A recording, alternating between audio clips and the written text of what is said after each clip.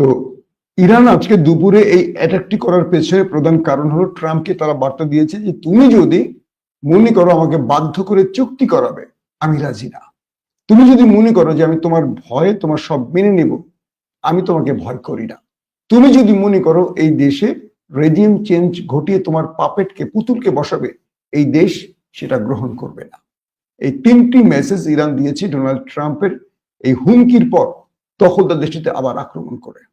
এবং আজকে প্রায় 1 ঘন্টা আগে ইরানের যে লাস্ট স্টেটমেন্ট, তারা বলছে আমরা বড়সড় আক্রমণের প্রস্তুতি নিচ্ছি। এখন অনেকেই বলবেন যে ভাই, ইরান তো গতকালকে এই কথা বলেছে। যুদ্ধের কিছু কৌশল থাকে। ধরেন ইরান যদি বলে যে আমি শনিবার বড়সড় আক্রমণ করব, তো শনিবার এই ঘোষণা দিলে যে আমি রবিবার আক্রমণটি করব, রবিবারে সব বাংকারে গিয়ে ঘুমিয়ে থাকবে।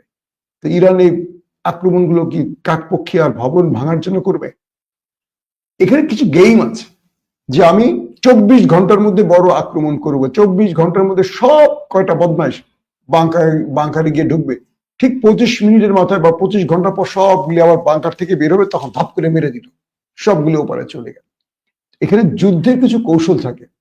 ইরান বলছে যে আমরা আমাদের সবচেয়ে বৃহৎ আক্রমণটি, এ যাবৎকালের সবচেয়ে ভয়ঙ্কর আক্রমণটির প্রস্তুতি সম্পন্ন করেছি এবং আমরা এই আক্রমণটি করব শিগগিরই। তারা বলছিল কালকেই করে ফেলতে পারে, কিন্তু হয়নি। আজকে দিনে তারা বেশ কিছু মিসাইল অ্যাটাক করে ওদেরকে আরো বড় চাপে ফেলেছে, ব্যস্ত রেখেছে।